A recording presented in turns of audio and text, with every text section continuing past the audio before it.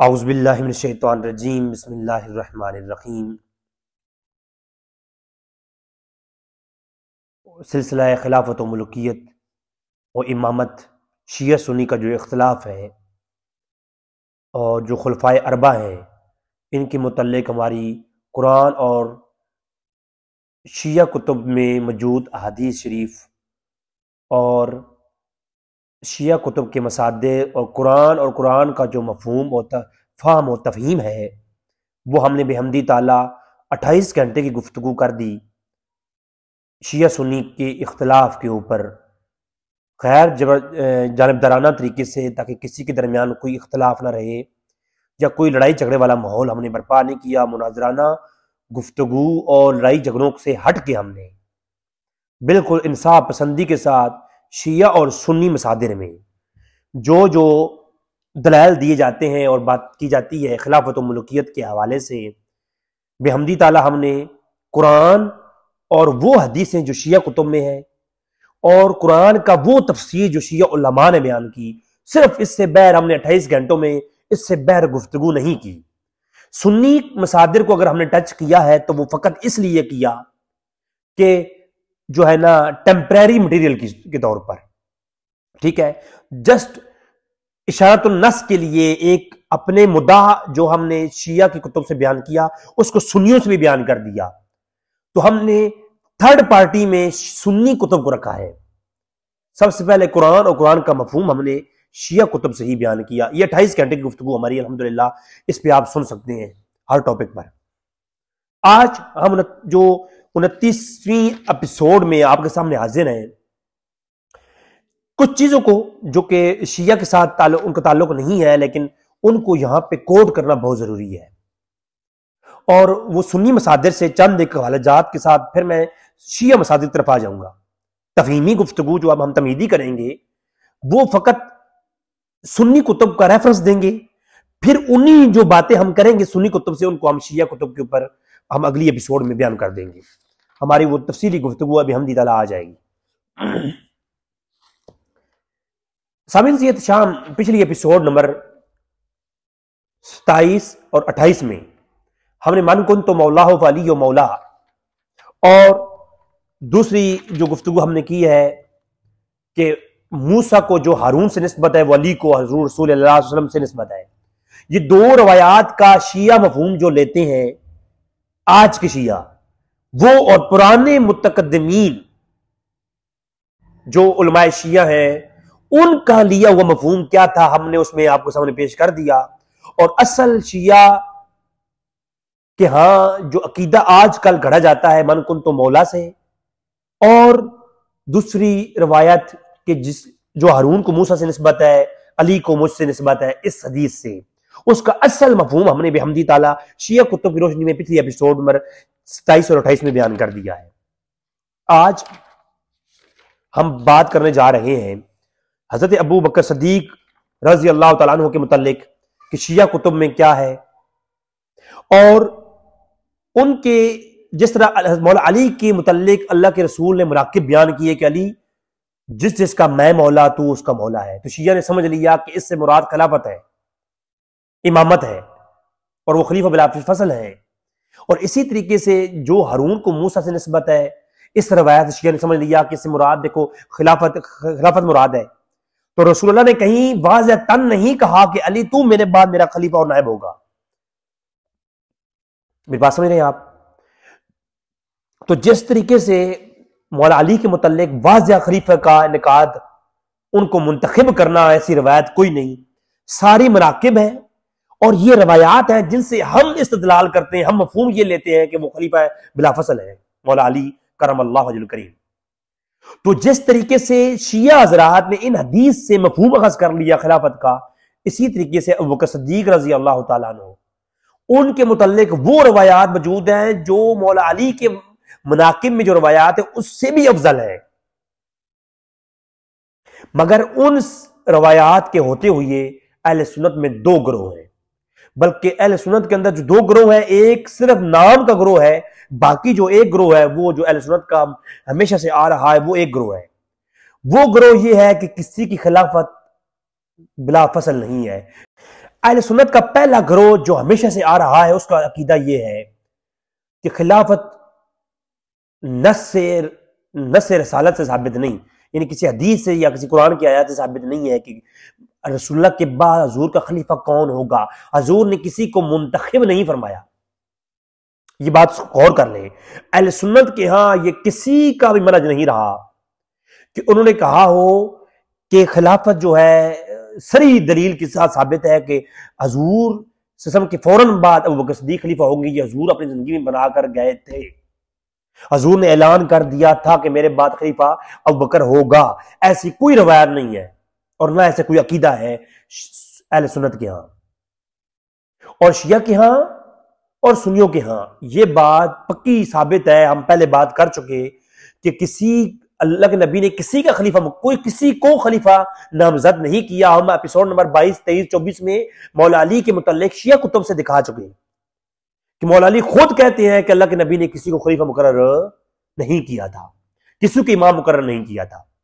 اب اہل سنت کے اندر بھی یہ عقیدہ ایک میجورٹی کے ساتھ ہے۔ اب آج کے دور میں اہل سنت میں ایک عقیدہ جو کہ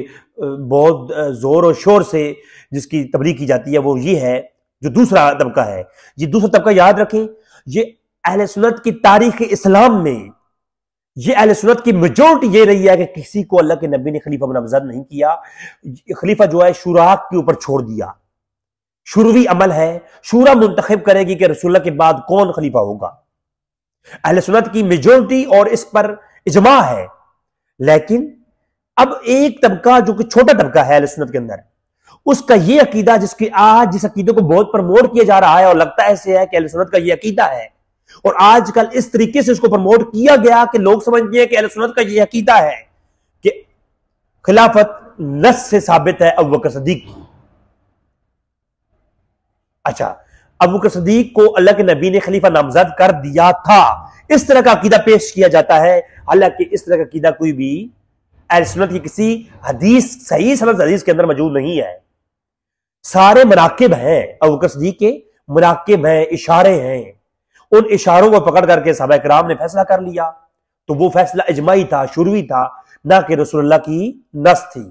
اب رہی بات مولا علی کی، تو مولا علی کے متعلق بھی مناقب ہیں کہ اے نبی جس کا میں مولا تو علی اس کا مولا ہے، تو اس سے کوئی اخذ کر لے کہ آپ خلیفہ تھے۔ تو اسی طریقے سے ابوبکر صدیق کے لیے کہا کہ ابوبکر صدیق میرے بعد میرے وزیر ہیں، تو اب مطلب یہ دونوں طرف ایک جیسا عقیدہ موجود ہے۔ کچھ کہتے ہیں ہمارے پاس جو حدیث ہے ان سے مفہوم اخذ ہوتا ہے کہ علی خلیفہ تھے بلا فصل، اور حضور نے منتخب کیا تھا، اور ابوبکر صدیق کے متعلق جو مناقب ہیں لوگ کہتے ہیں ادھر اہل سنت والے کہ دیکھیں ابوبکر صدیق خلیفہ تھے، ان کو حضور نے منتخب کر دیا تھا، یہ حدیثیں ہیں۔ حالانکہ ان حدیثوں سے مناقب ظاہر ہوتے ہیں، اشارہ ظاہر ہوتا ہے خلافت کا کہ میرے بعد خلیفہ ابوبکر ہوگا یا علی ہوگا، مگر حضور کا حکم قطعی حکم صریح ثابت نہیں۔ میری بات سمجھ رہے ہیں آپ؟ تو اب آتے ہیں وہ فضائل جو ابوبکر صدیق کی شان میں ہیں، اور ان فضائل کو لے کر کے اہل سنت کا آج کا ایک طبقہ کہتا ہے کہ وہ خلیفہ تھے، اللہ کے نبی نے اپنی زندگی کے اندر کو خلیفہ بنا دیا تھا۔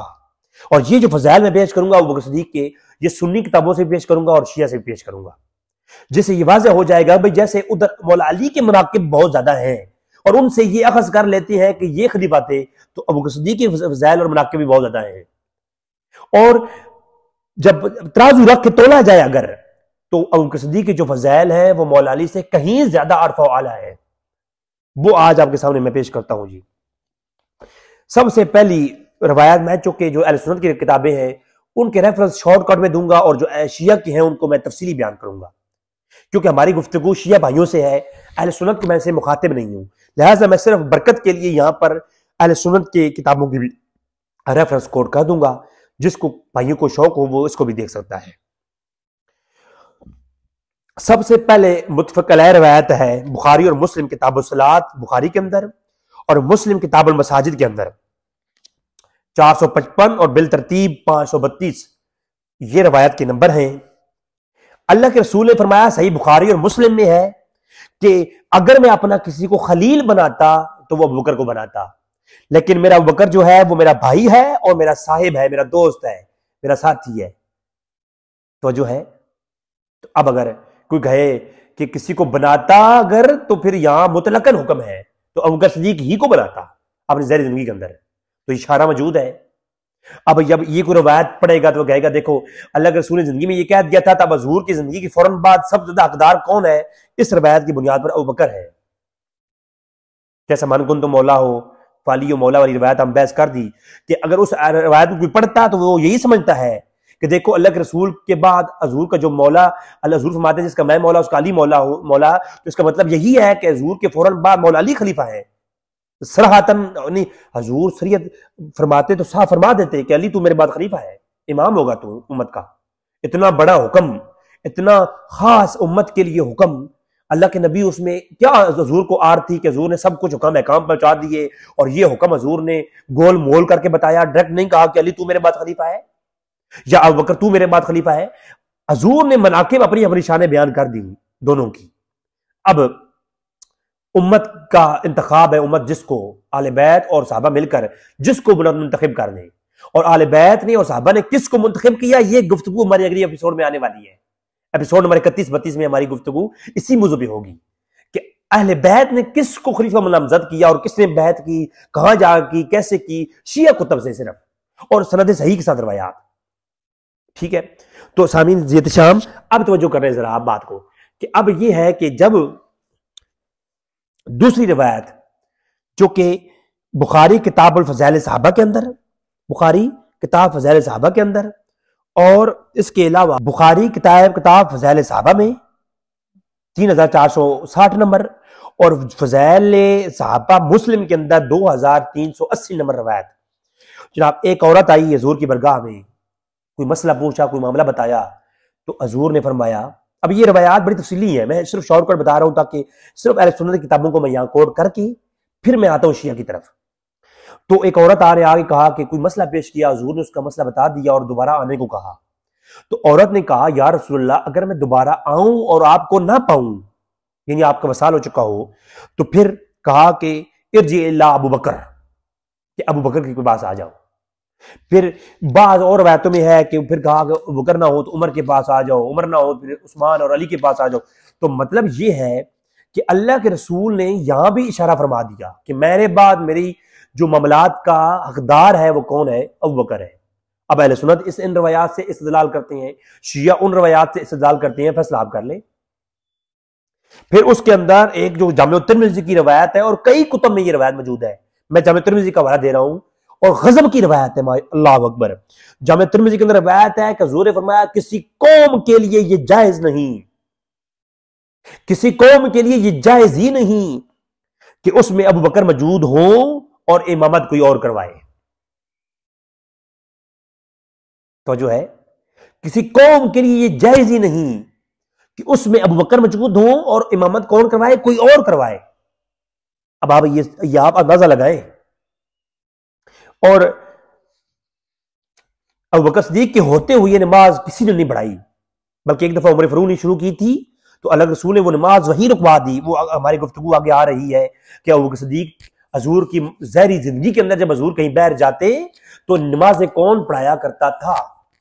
اور حضور جب بیمار ہوئے تو نماز کس نے پڑھائی، ہم شیعہ کتب سے ڈسکس کریں گے، اگلی ہی ایپیسوڈ میں ہم کریں گے انشاءاللہ۔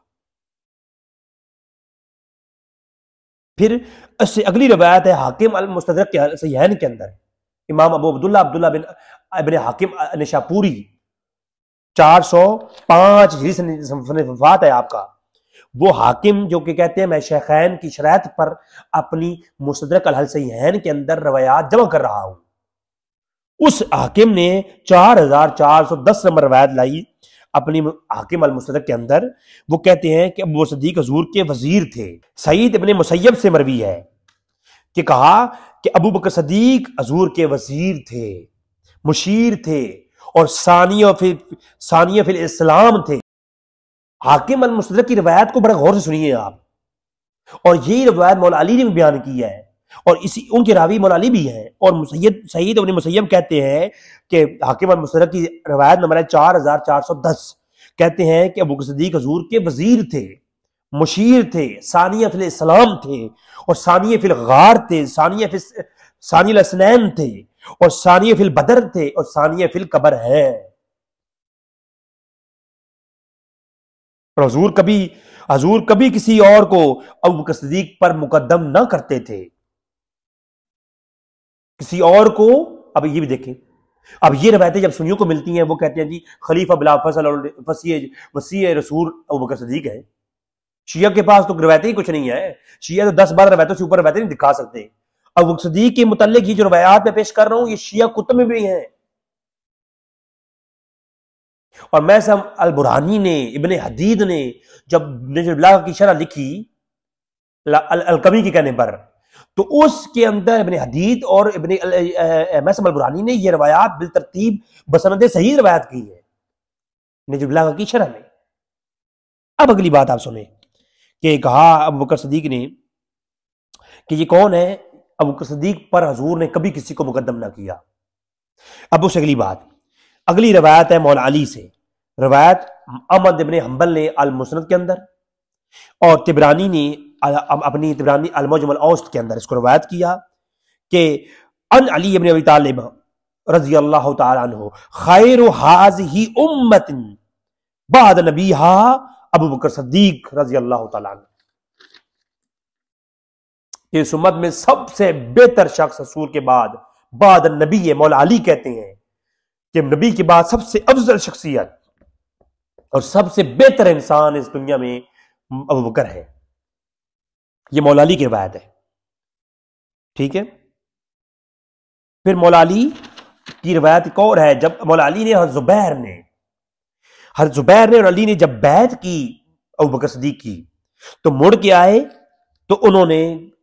لوگوں نے کچھ سوال کیے، تو مولا علی کہتے ہیں کہ ہم دونوں، زبیر اور علی، ہم دونوں خلافت کا صحیح حقدار سب سے بہتر شخص ابو بکر صدیق کو ہی سمجھتے ہیں، ابو بکر کو سمجھتے ہیں، ابن قحافہ کو سمجھتے ہیں، اور وہ صاحب الغار ہیں، ثانی اسنین ہیں، اور بزرگی والے اور سب سے بڑے ہیں، ہم میں سب سے بڑے ہیں۔ یار اس وقت مولا علی کی عمر تھی 27 سال، ابو بکر کی عمر تھی 60 سال کے قریب، عمر کی عمر تھی 60 سال۔ ایک عام شخص بھی فہم رکھنے والا جس کی عمر 27 سال ہو، ایک کی 60 سال ہو، تو وہ عام شخص ادب کرتے ہوئے کسی منصب پر اپنے سے بڑے کوئی بٹھائے گا۔ جب اسلام کے اتنے بڑے بزرگ موجود ہیں تو مولا علی کا سوال ہی پیدا نہیں ہوتا۔ تو وہ یہ روایت، اس روایت کے اندر کہا کہ وہ بزرگی والے اور بڑے ہیں، بزرگی والے ہیں، اور کہا حتیٰ کہ حیات رسول میں بھی ابو بکر ہی نماز پڑھایا کرتے تھے۔ جب حضور کہیں جاتے تھے نا اپنے فیصلے کروانے کے لیے، شہر سے باہر جاتے، تو مسجد نبی میں نماز پڑھانے والے حیات نبی کے اندر کون تھے؟ ابو بکر تھے۔ کون کہہ رہے ہیں؟ مولا علی کہہ رہے ہیں۔ توجہ ہے؟ اب یہ ہے وہ گفتگو جس کو ہمیں سننا چاہیے، سمجھنا چاہیے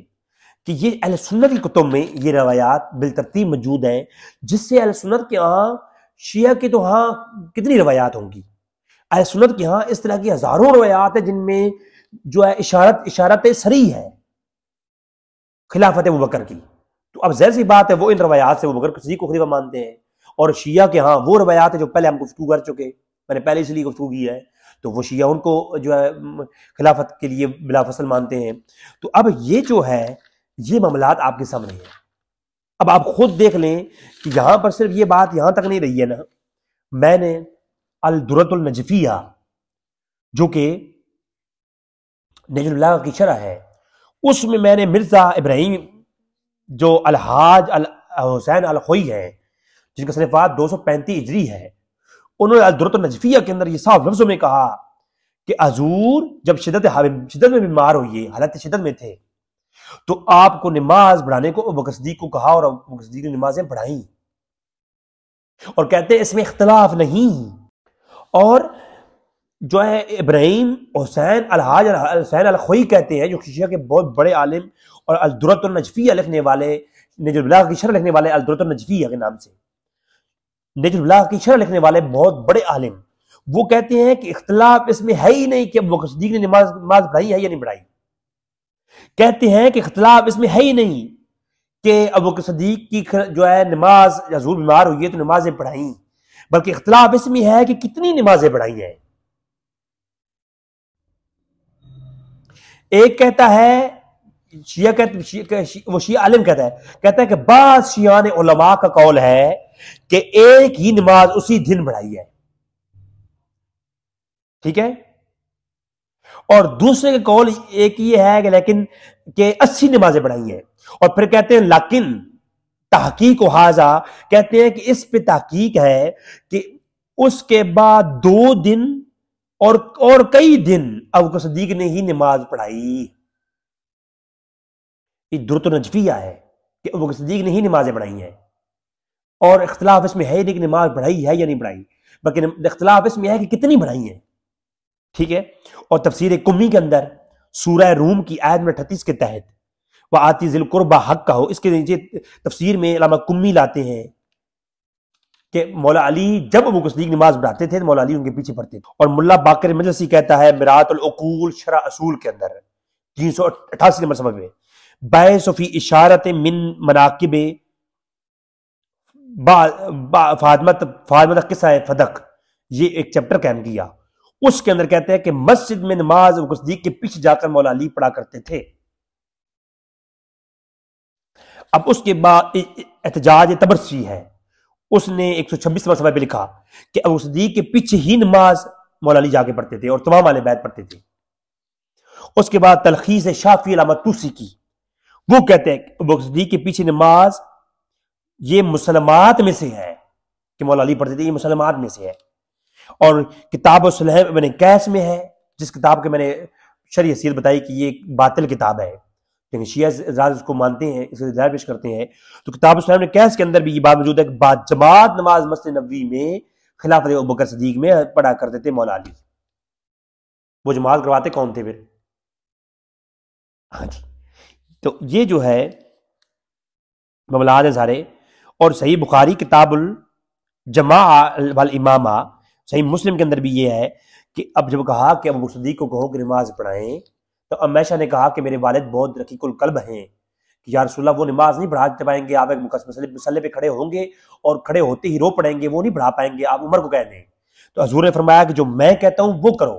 پھر عائشہ نے حضرت حفصہ کو کہا کہ تم جا کے حضور کو سمجھاؤ کہ میرے والد نماز نہیں پڑھا پائیں گے. تو حضور نے فرمایا کہ تم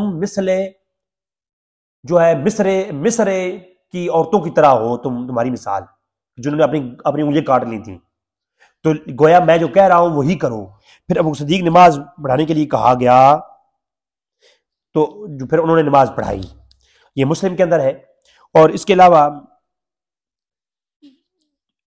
سنن ابو داؤد کتاب السنہ میں مسند احمد کے اندر بھی حدیث موجود ہے کہ عبداللہ ابن زمع روایت کرتے ہیں کہ حضور نے کہا کہ بلال کو بلاؤ. عبداللہ ابن زمع کی روایت دے رہا ہوں میں کہ عبداللہ ابن زمع روایت کرتے ہیں کہ حضور نے کہا کہ بلال کو بلاؤ کہ اذان دیں.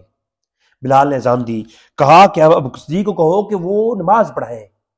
تو جب جو ہے ابو بکر صدیق رضی اللہ تعالیٰ عنہ کے پاس جب عبداللہ بن زمع کہتے ہیں ہم گئے اور نماز پڑھانے کے لیے گئے تو وہ موجود نہ تھے. تو عبداللہ بن زمع کہتے ہیں کہ میں نے اپنے اجتہاد سے حضرت عمر فاروق کو کہہ دیا کہ تم نماز پڑھا دو. جب ابو بکر نہیں ہے تو عمر فاروق کو کہا کہ تم نماز پڑھاؤ. تو اسی اسباب ہیں کہ ابو بکر صدیق وہاں موجود نہ تھے تو حضور کا حکم تھا کہ ابو بکر صدیق ہی نماز پڑھائیں، مگر ہم نے اپنے اجتہاد سے کہہ دیا کہ عمر تم پڑھا دو جب ابو بکر نہیں ہے. تو عمر فاروق جو ہی کھڑے ہوئے اور تکبر بالجہر، اونچی آواز میں جب عمر فاروق نے کہا اللہ اکبر، جب یہ کہا تو حضور نے فوراً اندر سے آواز لگائی، بہت سخت قسم کی آواز لگائی اور سختی سے کہا کہ کہاں ہے ابو بکر، کہاں ہے ابو بکر؟ لا خبردار کوئی نماز نہیں پڑھائے گا، لا صلی، نماز کوئی نہ پڑھائے، نماز روک دو، نماز نہیں ہو، یا اللہ ان کی نماز نہ ہو، جو نماز پڑھا رہے ہیں یہ پڑھ رہے ہیں یہ نماز نہیں ہے. کہاں ہے ابو بکر ابن قحافہ کہاں ہے؟ اب یہ بار بار حضور نے کہا حتیٰ کہ ابو بکر صدیق تشریف لے آئے. جو ہی آتے گئے عمر فاروق پیچھے ہٹے اور پھر ابو بکر صدیق آگے ہوئے اور نماز پڑھائی. حضور نے سختی سے کہا کہ عمر فاروق کے پڑھانے پر نماز نہیں ہے. جب امت کے اندر، اسی لیے جامع ترمذی کی جو روایت ہے کہ اس امت اس قوم کے لیے جائز ہی نہیں کہ اس میں ابو بکر صدیق موجود ہو اور امامت کوئی اور کروائے. اس روایت کا مفہوم اس روایت سے جو مسند احمد کی اور سنن ابو داؤد کی روایت ہے کتاب السنہ کے اندر. تو یہ جناب یہ روایت سے صاف واضح ہو گیا۔ اور سنن ابو داؤد کے اندر یہ اوپر نیچے 2 روایات ہیں اس طرح کی، جن میں حضور نے کہا خبردار خبردار، ابو بکر صدیق کے ہوتے ہوئے یہ عمر نماز کیوں کروا رہا ہے، یہ نماز نہیں ہے، یہ نماز روک دو۔ تو یہ ہے ابو بکر صدیق کے متعلق وہ روایات جو کہ اہل سنت کی کتابوں میں ہیں، اور میں نے شیعہ کتابیں بھی پیش کر دی نمازوں کے متعلق۔ تو شیعہ کتابوں کے متعلق میں اور کیا ہے جو ابو صدیق کے متعلق ہے، وہ ہم آگے دیکھتے ہیں۔ اب یہ روایات جو میں نے پیش کی ہیں، یہ ابو بکر صدیق کی شان میں یہ روایتیں شیعہ کتب کے اندر بھی ہیں، یہ شیعہ کتب میں بھی ہے، جن کو ہم انشاءاللہ اگلی ایپیسوڈ میں، چونکہ یہ بڑا ہو گیا ہے، تو اگلی ایپیسوڈ میں ہم پیش کرتے ہیں شیعہ کتب کے اندر کیا ہے۔